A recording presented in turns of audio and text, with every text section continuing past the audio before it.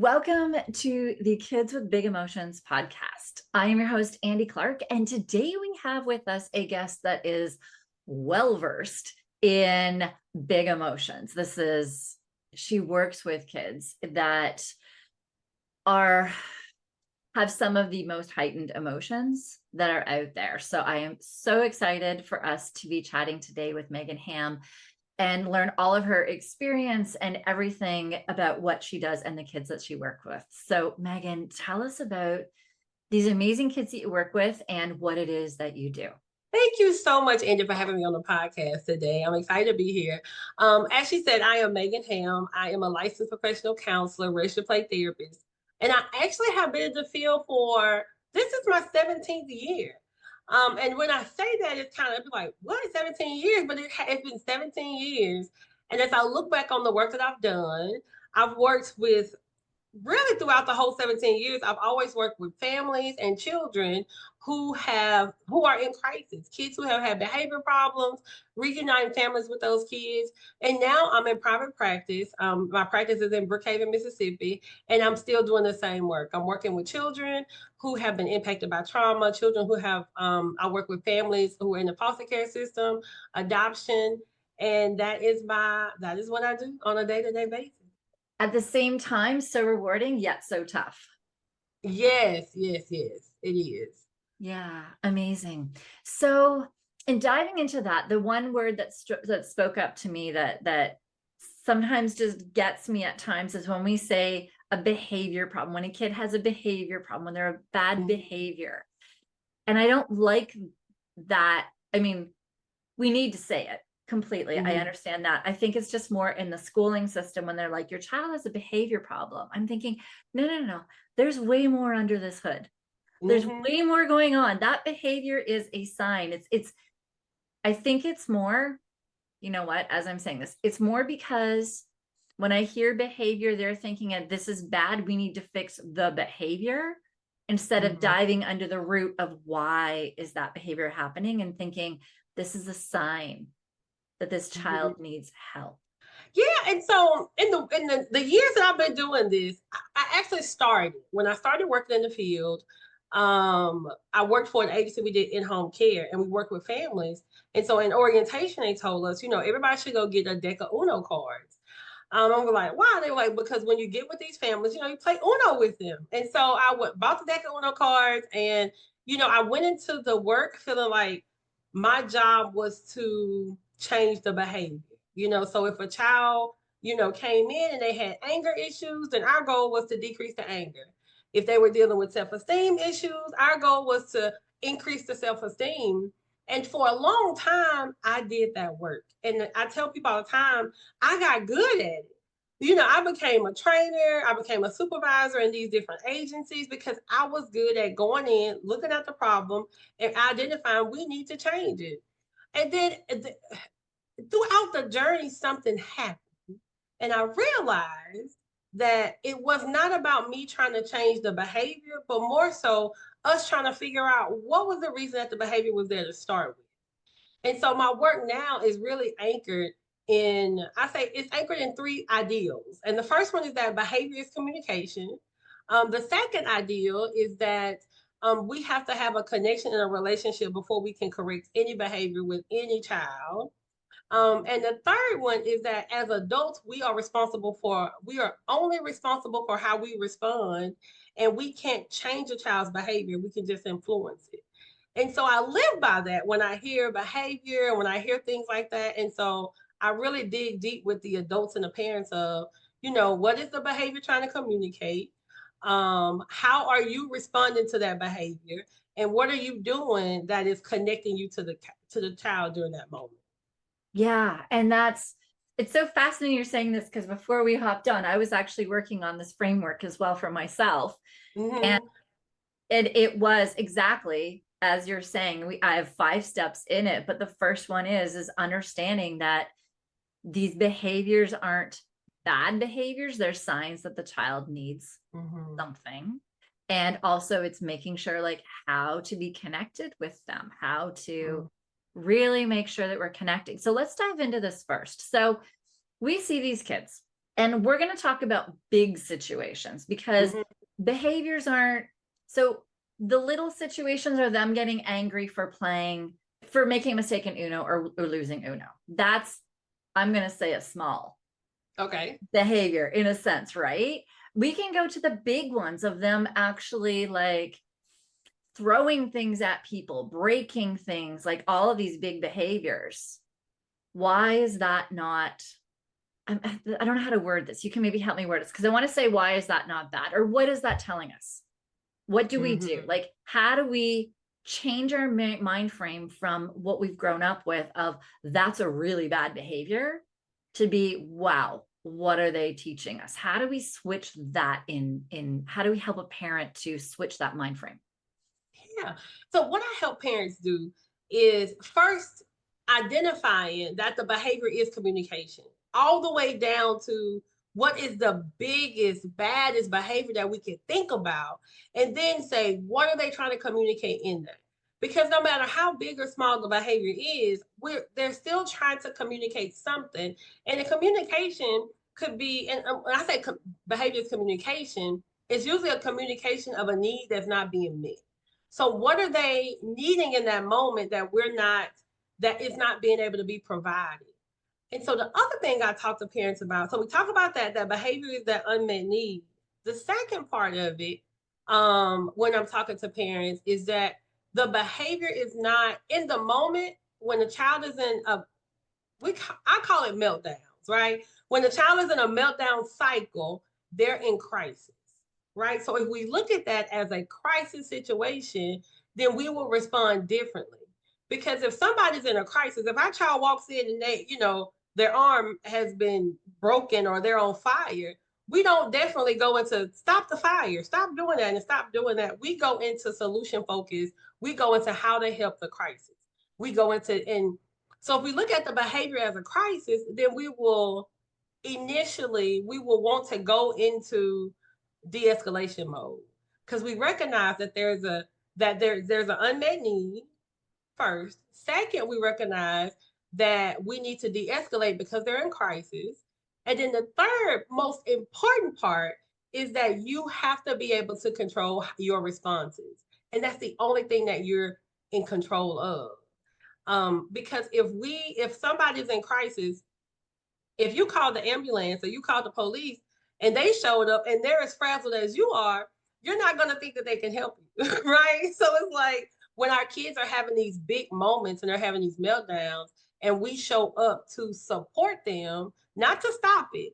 We're showing up to support them, then we have to be able to be calm, recognize and help them recognize what is this need that's not being met so that we can help them in that moment.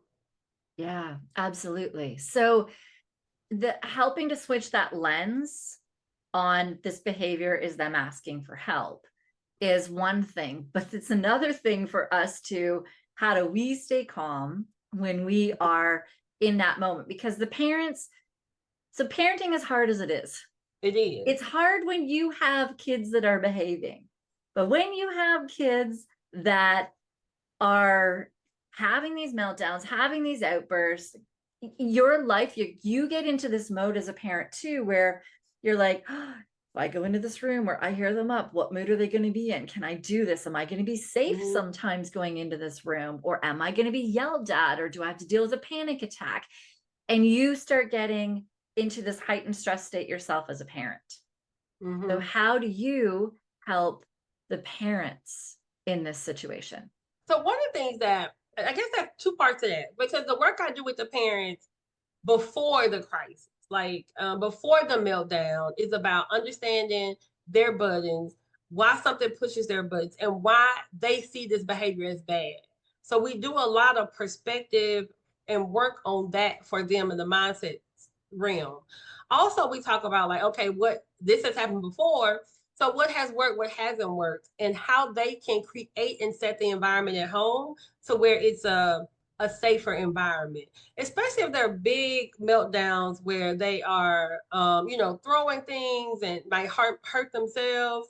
And I would encourage parents to, in that, if we know that they are easily triggered and they'll go to start throwing stuff, what type of environment can we have at home so they don't have access to it or it's not as easily accessible?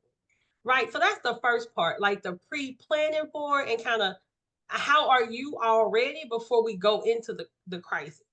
And then the second part is the crisis. Once you get into that with them, if you are in the situation and you know that my job is not to stop the behavior and teach them a lesson, then you go into it with a different expectation, right? And so if I'm going into this high, high emotional state, they're in meltdown, they're throwing things, they're doing all the things. If I go into the situation knowing, okay, Megan, when I walk in this room, my goal is to de-escalate. My goal is not to give a consequence. My goal is not to threaten a consequence. My goal is not to get them to see what they're doing is wrong. My goal is to de-escalate and make sure that everybody is safe. And so when I talk to parents and I walk them through that, they deal with the meltdowns differently. They feel different after, the kids feel different after. And then we work on the how do we help decrease these in the future? My work is not about stopping anything. And that's what I tell parents. If you think that you're gonna come to me or your child's gonna come to me and I can guarantee you won't have a meltdown in Walmart, I can go in it. I don't even have to send you an invoice because I know that's not what I do, right? So it's more so about in the moments when it happens. How can I prepare you for when it happens so that when it happens, you feel prepared and you can do the thing that you need to do to make sure that you and your child are safe. Yeah, absolutely. So to recap on some things that you said that are like so important for the parents listening to understand is that there are things that we do in the moment of the meltdown, and Mm-hmm. the way that we react in the moment of meltdown is so very different than what we do when the child is calmer, connected. They're in a different part. I call it their dolphin brain, where they're actually able to like be friendly and communicate and talk. That what you do in those moments is very different than what you do in the moment when they're in their shark, their clownfish, or their turtle brain. Like, so different. And it's in the thing that, and I think this goes back to in the start where I was saying about when you're told your child has like a behavior issue. Mm-hmm. Quite often, like, I know the one reason I pulled my son out of school was because they only wanted to help him when he was in the red, only when he was in the meltdown. That's when they wanted to teach him. That's when they wanted Yeah. to talk to him. That's when they wanted to like do all the things that you just said you should not be doing. Mm-hmm. Is that, and I'm like, but you're not even dealing with why these meltdowns are happening. And so that's the thing that is so important for parents to understand, is that what happens in the moment and how you react in the moment is so different than outside of the moment. So yeah, what you just said is so key in helping. Yeah. And I think a lot of times we don't, and not because we don't want to, but when we're stuck in the meltdown cycles, like we're so exhausted after that we don't think about what am I going to do to stop this before? What am I going to do to decrease it and all those things? I'm tired. Mhm. Parenting itself is a difficult thing on top of being an adult, right? On top of now I'm having these meltdowns. And so when that's over and I go to bed at night, like I just want it to be over. Like I don't want to keep talking about it. I'm just glad we survived it. And so a lot of times it could be difficult for me to get a parent back into that. Let's go back into that space so I can coach you and teach you through where we were in that space, how to get out of it next time, Yeah, you know. especially when the tools that you might be suggesting, they may have already tried, but they tried them in the moment, In the moment. Yep. right? A child is not going to stop and breathe in the moment. A child is Mm-hmm. not going to stop and have a conversation. A child is not going to stop and sometimes even like eat. Like, there's so many things they're not going to do in the moment that people are like, oh, this is what you need to do. Sometimes Yeah. it's the time that you're doing it, or it's also the time, and you're introducing it too fast, too soon, too quick, too many steps at once. You're not breaking it down small enough Mm-hmm. in order for that child, with wherever the abilities in their stress system are, to be able to learn and adapt that new tool. as well. It needs to be done like out of that moment. Definitely. It can't be in. So they're like, well, I've tried that and it didn't work. It's like, but when did you try it and Yeah. how did you introduce it? And then the thing about it too is practicing, like practicing it even when you're not in a high stress moment. And one of the examples I give when I'm talking to parents is, when did we learn how to use a fire extinguisher? When did we learn stop, drop, and roll? Because we didn't learn stop, drop, and roll when we were on fire. As a kid, they taught us the intervention early. I've never had to use stop, drop, and roll, but I've practiced it. I can remember practicing from pre-K all the way up to first and second grade. I've never had to use it. I've never had to personally use a fire extinguisher, but it's part of the training that I do on any job that I've ever had. We've always had to go through the fire extinguisher because you never know who may have to use it in the moment of a fire. And so being able to practice that with the kids before, in spite of, even when it's a good day, like, hey, let's practice some deep breathing, making it fun. Because when I need you to recall that information, it needs to be from a place of mastery. Like when you tie your shoe, like I need you to be able to recall it without having to think about it. Because in the moment of a crisis, when they're melting down, they're the part of their brain that is logical, and we know the part of their brain that's logical, that's decision making, is not on, it's not working. And so Yes. they have to be able to recall it in those moments of crisis. So Absolutely. Yeah, no, it's so true. And what you said about tying our shoes, if we think about it, when we're rushing our kid, when we're telling them, hurry up, and they're learning to first tie their shoes, they can't do it because mm-mm. they're switching into that part of the brain that's stressing and can't even focus on the steps. And that's tying their shoe. That if they're in like the heated moment and really struggling, like they can't bring out any of those tools. They Mm-hmm. have to practice them so much out of that situation before they can, as well as the adults. As well as the adults. And I think for us as adults, what having parents who are willing to learn and do something different and not have it be child focused. And I tell parents when I'm working with them, it's hard for me to work on something with you when I'm telling you how to stop somebody else from doing something. Like that, like what is that? And so when I'm working with parents, a lot of the work that I do is parent focused and it's personal focus. What are you doing in the moment and what can you do in the moment? Because that's the thing that we can control.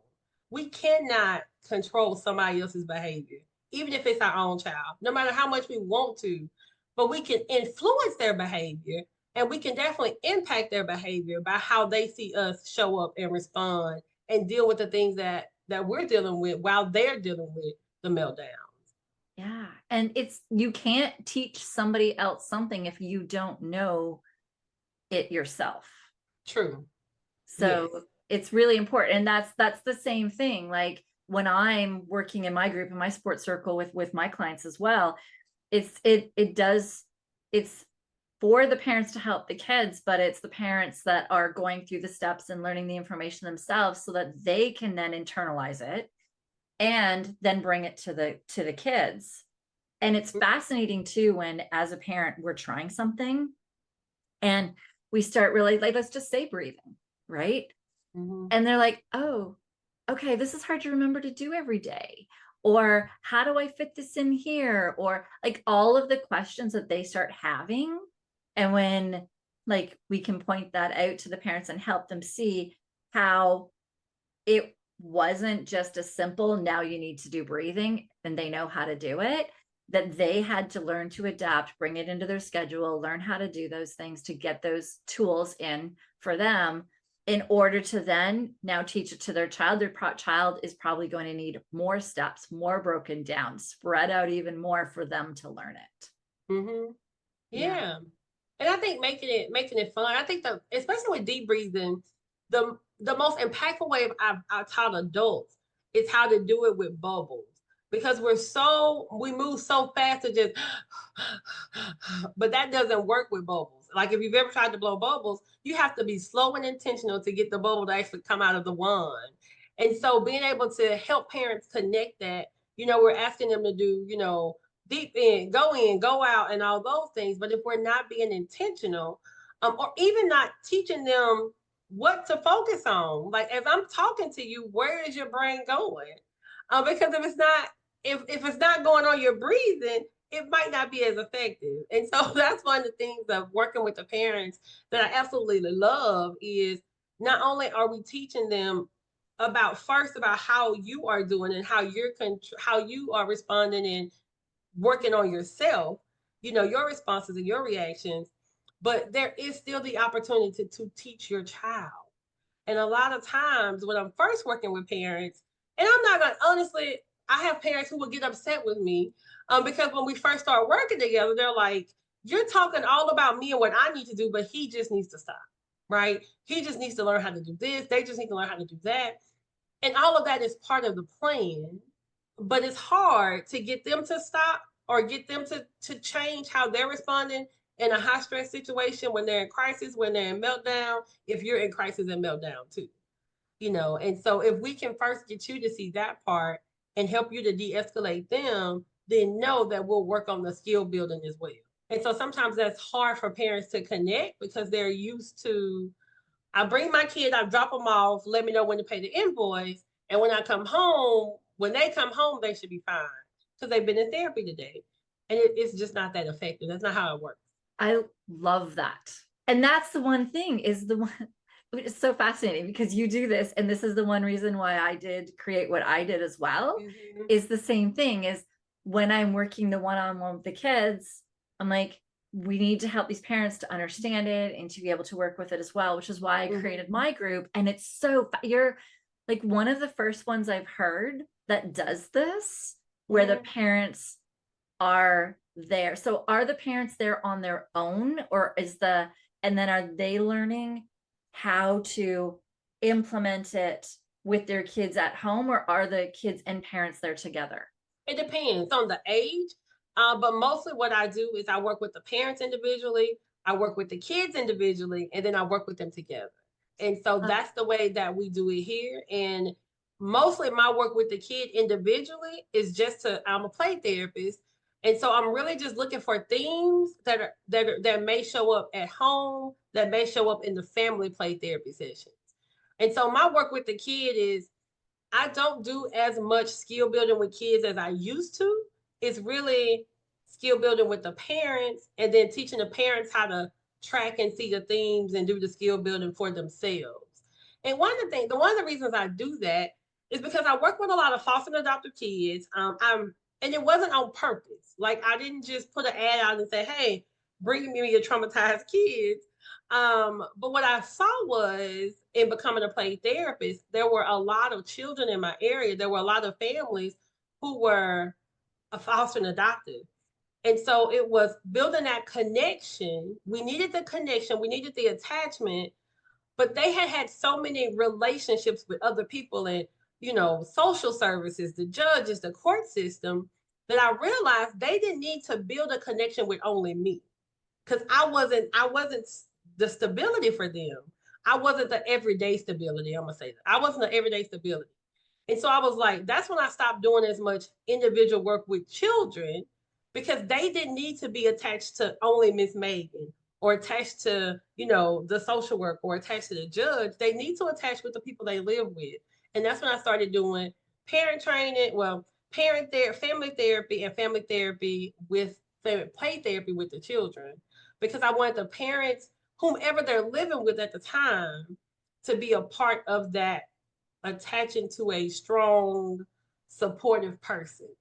And so that's when I stopped doing a lot of just working specifically with the kids because that's what I was doing. I was behavior management through and through. If you bring them in with some anger issues, I'll help them with the anger issues. And we'll talk to the parents about it. But I did a lot of skill building with children, and the parents weren't able to walk them through those skills when it was time to use them. Like I had parents who are willing to say, okay, when you get upset, then I know what, Miss Megan said to remind you to do this. But mom didn't know how to do it. And so if he was doing it right, wrong, or indifferent, mom couldn't support him in that. Because all she knew was, Miss Megan said you should be breathing. Miss Megan said you should be doing this. And they weren't, there was that disconnect. And so I do a lot of work with parents. Yeah, that's so important. So I wrote down some notes so I don't forget all of the things to say. Okay. But the first thing that's just aside on my notes is you also working with that parent is giving them the skills, especially a foster parent, for all of the other kids that come in their door. Yes. And for all of like, I mean, I know with me too, for me, it's not the foster kids. For me, it's neurodivergent kids usually. Mm-hmm. And my kids' friends are all neurodivergent. And I love when they come to our house and I get to see all their different neurodiversities. And Mm-hmm. because I'm trained in it, I love to, you get to see all the different ways that you can be helping these kids with my toolbox. And so the same thing when I'm helping parents with the neurodiversities, you're helping them with the adoptions and the foster, all of those things. And we're able to then expand that. Like we're only one person and that person it's just amazing. Like you're just helping more than just that one child when you help the Yeah. parent. It's the ripple effect. Yeah. We're just dropping one thing in the pond, but the ripple kit gets to go and goes farther. And by you saying that, it makes me think about a lot of times for us, because we're trained in it, we minimize how well, I know for me, I do a lot, but we minimize, like with you having children who are neurodivergent and their friends are, and you work with that population. I can only imagine that your home is set up in a way that is very intentional with certain things for people who are neurodivergent.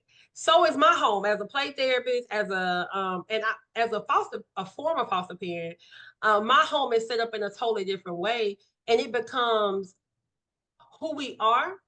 And so that's part of what I give to parents as well, because you can set this up at home. And I tell people, yeah, I had a lot of training. I've done a lot of things. I had a lot of schooling, as people say, but ultimately, the thing that I believe about kids has become part of who I am. And so it's hard for me to see it anything but that, to the point where sometimes people like, but Megan, you just have to see the other side. I can hear the other side. I can understand the other side. But if you send me a child in crisis, it's going to be hard for me to see anything but what is the need that they're needing to be met that's not being met. It's hard for me to see anything but that. It's hard for me to see manipulation. It's hard for me to see all of these things that they throw out, and oh, he just wants to have his way, and oh, he just doesn't like to hear the word no, and he just wants to manipulate me. And it's really difficult for me to see that.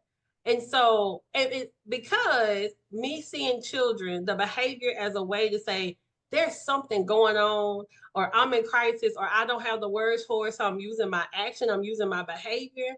And so I lead with that. And that's one of the things that I try to impart on parents, is that if we just don't look at the behavior, but we look at this as the child that I birthed, or the child that I invite into my home, who just needs a little extra love and tender care right now, right? Not saying that what they're doing is right. And that's another conversation I have with parents all the time. Supporting a child through crisis is not saying that it was okay for them to throw the spaghetti. It's not saying that it was okay for them to break the toy. That is absolutely not what we're saying. What I'm saying is, if I walk into a burning building, I want the firefighter to help me get out the building before they start asking me how the fire started. That's all I'm saying. If you see me in a crisis in a burning building, don't stand there with me in this burning building asking me how it got started. Get me out the building. And so that's what I do with parents, just trying to help them to reignite that just relationship of, I like my kid and my kid likes me. And if we start with that, the rest of it is gonna fall in place at a higher speed. If you like the person. No, it's so true. And I love that. And I love having a house full of kids. Mm-hmm. It excites me so much, and seeing the differences in them, and the social awkwardness in some of them, and Mm-hmm. the struggles to follow steps, or like the mess that they make sometimes, when it's just hilarious. I find it hilarious. I love it, Uh-huh. doing their best. Mm-hmm. And just watching them work together with the skills. I don't know, it just opens my heart so much. Like, so for example, too, the kids all decided one day to one kid was teaching them how to make fried rice. Mm-hmm. And so that my one son just takes out a dozen eggs, and the other kid just starts cracking eggs and putting them into the frying pan. And my son looks at him and goes, "What's your plan with those eggs?" He goes, "I don't know." And it's just so funny because that's what I'm always like, "What's your plan with that? What are the steps we're going to do?" But this kid didn't, his neurodiverse part of him was, he didn't think plan steps. And so he's just shoving all these eggs in this. He goes, "Well, how many eggs do we need?" And he starts using the reflexive questioning with him of, "How many eggs do you need in this? And is the eggs the first thing we should put in?" And so the boy actually stopped and paused, and they stopped putting more eggs in, and they started putting the other ingredients that should have been first.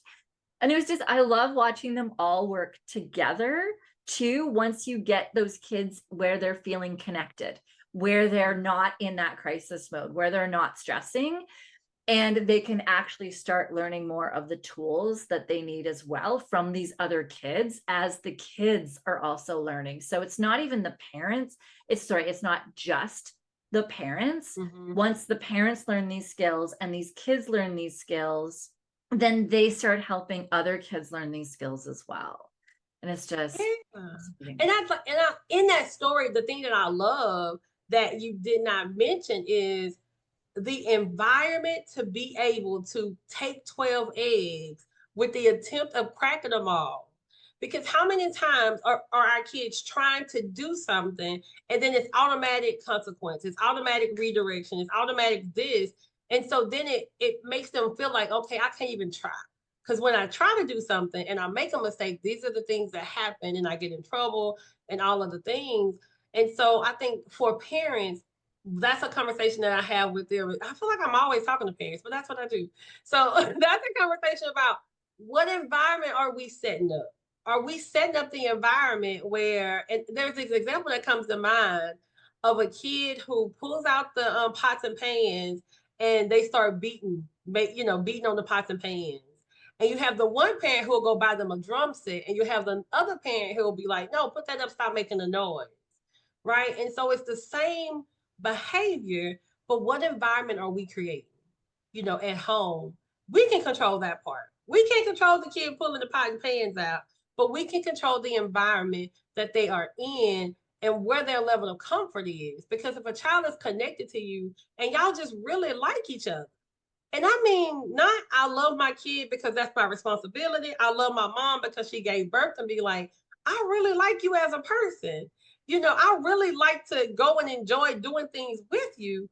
Then when the connection is there, 9 times out of 10, and I have this conversation with parents that I work with. Once we talk about connection and we start doing connection activities, when we do that next parent consultation, I have not had a parent yet who will tell me that the meltdowns have not decreased in terms of the number they're having or the time span that they're having them. Every single parent, once we start building that connection and that trust in that relationship. And so for you, having that environment where the kid can go in the refrigerator and get the 12 eggs and start cracking them without automatically being reprimanded or redirected or consequence for that. yeah, it was so cool. And I just stood back. It was actually my one son that was like, "Hey, what's your plan?" He didn't yell at him. He didn't say stop. He didn't say, "What are you doing?" And it wasn't even me. I just walked by, and we were picking up rice for days. It was in crannies that we thought we'd vacuumed and swept up, but they had so much fun, and they've gotten better. This was like last year. Yeah, it's just amazing. And in what you said as well, it was fascinating because I was writing this all down before I was going through this whole sequence before we got onto this podcast episode. And the connection piece was where I was talking to. And one of my questions for a parent is, notice when your child's having a meltdown. Are they beside, first off, an adult that they trust and an adult that's connected? Because if they're melting down around you too, the odds are you're not connected. You're not in the dolphin brain at that moment. You're in like your shark, your clownfish, or your turtle.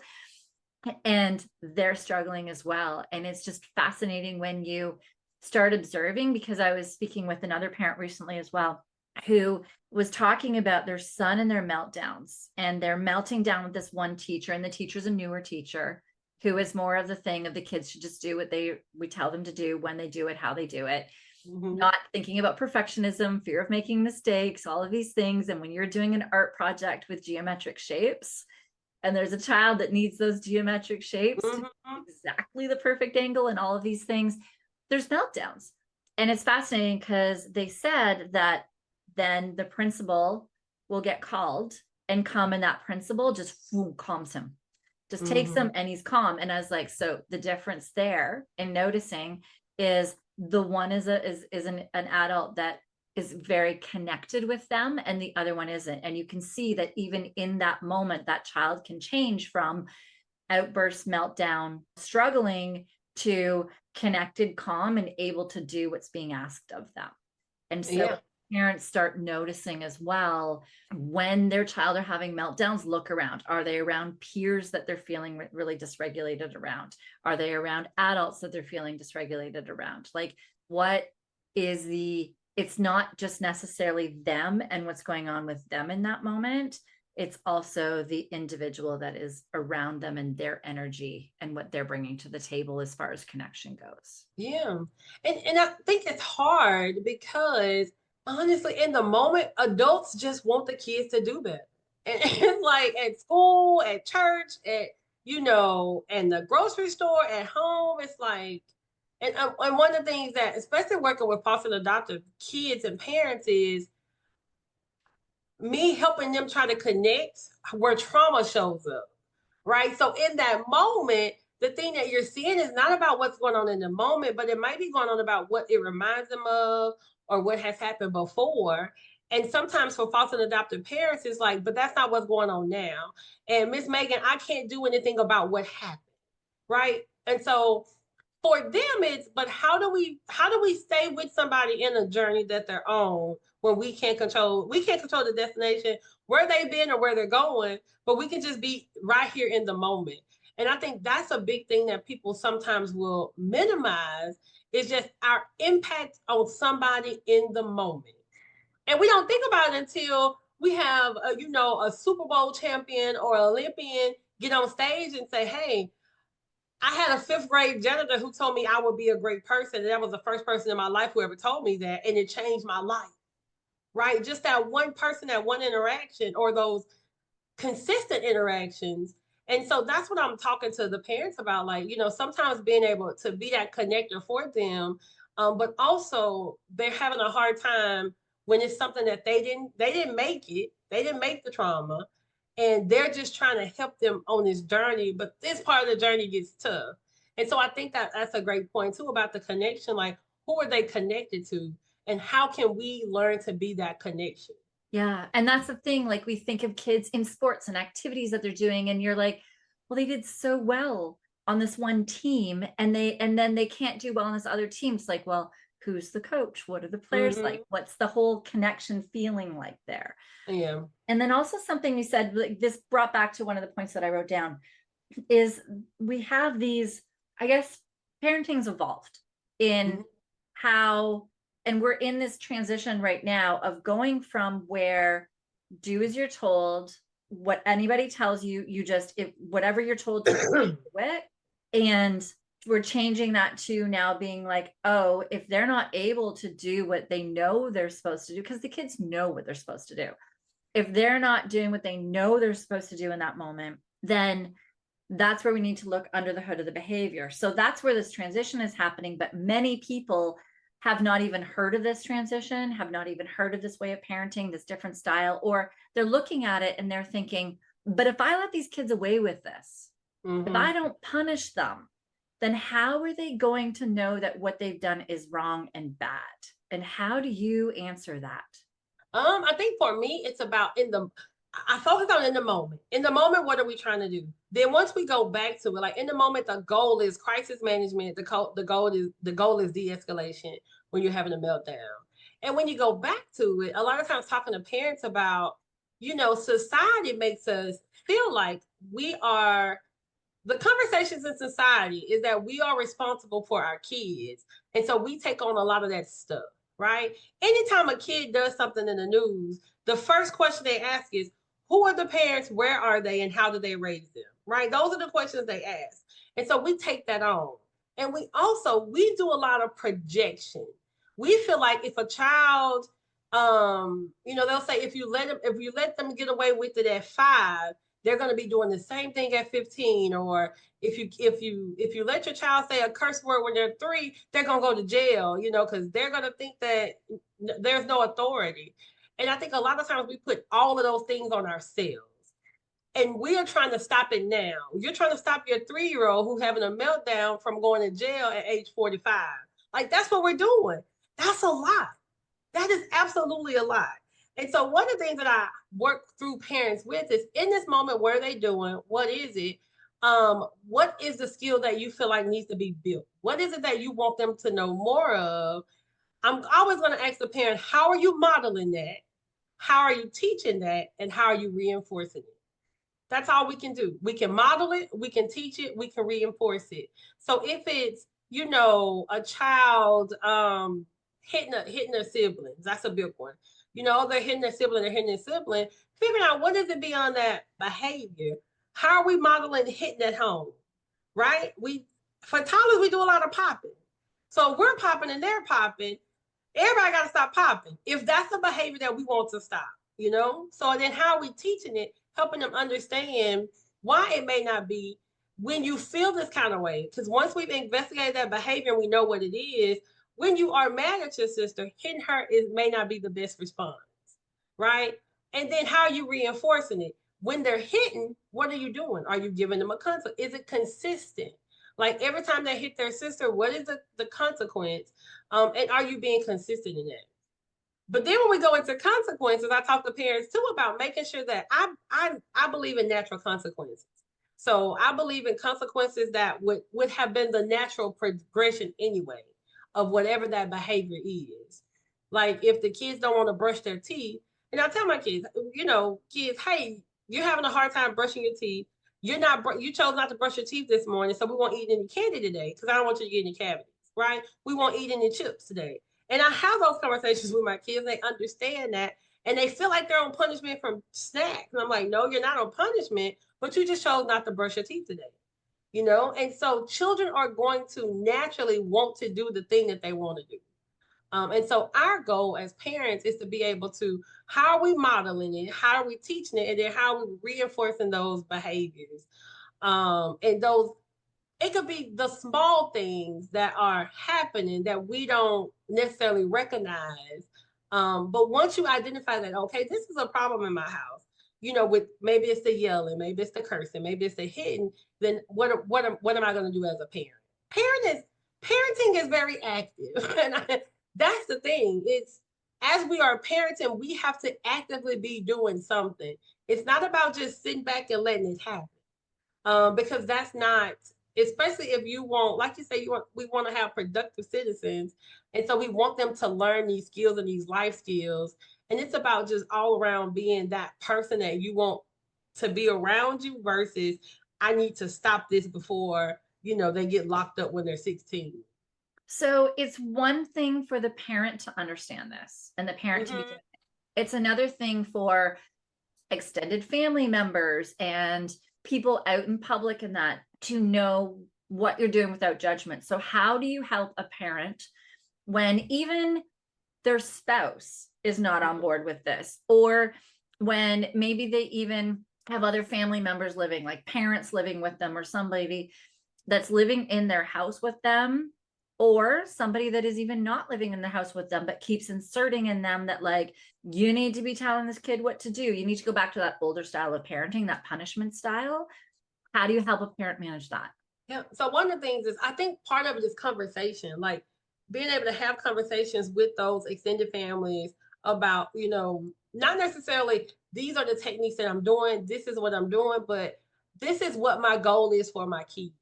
I want my kid to be able to make a mistake and understand that them making a mistake or them spilling the milk does not mean that they're a bad person, they're a horrible person, that they're going to be ungrateful for the rest of their life. Like, that's not what that means. That means I spilled the milk, right? And so being able to, and one of the conversations I had with my family, because I am raising my children differently than one I was raised, which I wasn't raised in a bad way, but it's different. I'm raising my children differently. And then my family around me, people have conversations of, well, you just need to, and you need to stop. Well, if you just, then you wouldn't be having those problems. And so having those conversations with them these are the things that these are the goals that I want for my kids. And so when these things happen, this is what I would like to see. And we have a conversation about what I would like to see versus what they feel like needs to be done. And how can we come on the same page? Because if I'm not the parent who is going to be yelling and cursing and all of the things at my kid, when they make a mistake, I definitely would not want you to be doing the same thing.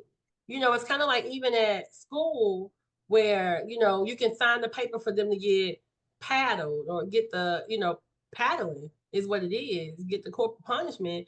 If that's not something I'm doing in my house, then why would I let a person who is not connected to them be able to do that? And so it's the same conversations that I have, with people who are supporting me and keeping my girls of these are the things that we're doing in my house. This is what works. Hey, this is sometimes it doesn't work. And a lot of times it's more like when my girl does this, if you help her understand this, you'll see something different. And she'll accept a consequence, or she might struggle with accepting the consequence. But this is maybe where it's coming from. So I think for me, I do a lot of explaining, and I have parents to explain it as well. The things that you do that work, and some of the reason why. Because the people are more open to doing things when they know the why, right? And so a lot of times having those conversations with your support. And sometimes there's some people who are just old school traditional parenting, and as parents sometimes we have to make the hard decision where, okay, if I need you to keep my kid for an hour, that'll be okay, but you may not be the person they can stay overnight with because we just have a totally different parenting style. And sometimes you'll meet those family members who will we have family members who will get your child to support you just so they can prove to you that you're doing it wrong. And we have to be aware of those adults too. So many dynamics to that. Mm-hmm. And we could go on forever like this. I know, I was just looking at the time and going, oh my goodness, we are like totally at time. So for everybody that is out there, I know you have a book. So I'd love you to just tell us a little bit about your book. And then in the show notes as well, we're going to have your website, and we have your LinkedIn, and you have a Facebook community as well. So all of those will be linked in the show notes below for everybody. But can you give people a little bit about your book? So my book is The Heart of the Matter. It's a compassionate approach to transforming behaviors and fostering adopted children. The book was written as that, people always say I wrote the book I needed, but in reality, I've been a licensed professional counselor for 17 years. Well, I've been in the field for 17 years. But it wasn't until I became a foster parent where I realized that there was something more that was needed. And so even with all of the foster parenting training that I had, even all of the parenting skills training that I had, there was just something that was needed more to help me, that would help me connect differently. Right. And so I've created that book. And so the book takes us on a journey of a foster parent meeting a foster child for the first time, and just some of the struggles that she has.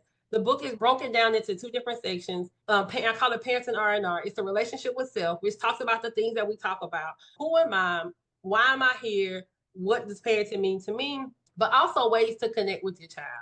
And how do we have that relationship with them, and just getting to know them. And I say liking them as a person. And so the book has some real tools that you can use, but it also helps you on that just journey of parenting and what parenting is, and some of the tools that you can have, understanding that behavior is a child's way of communicating an unmet need.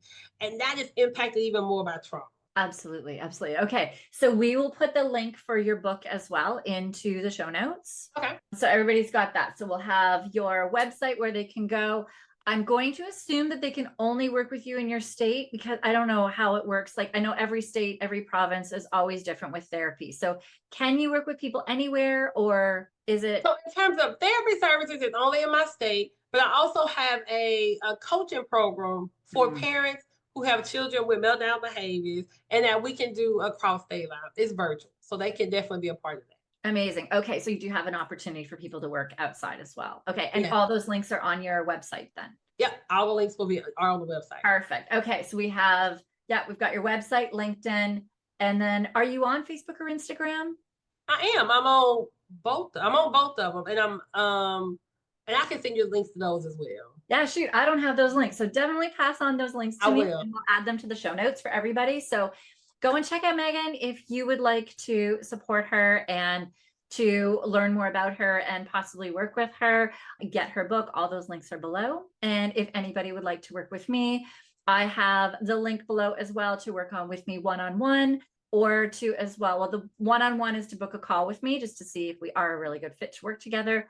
And I also have the link below for my support circle, which is my group where we have other parents as well that are learning to support their kids with big emotions. All right, that is everything for today. Definitely go down to the show notes and find out more about Megan and myself, and I will see you in the next episode.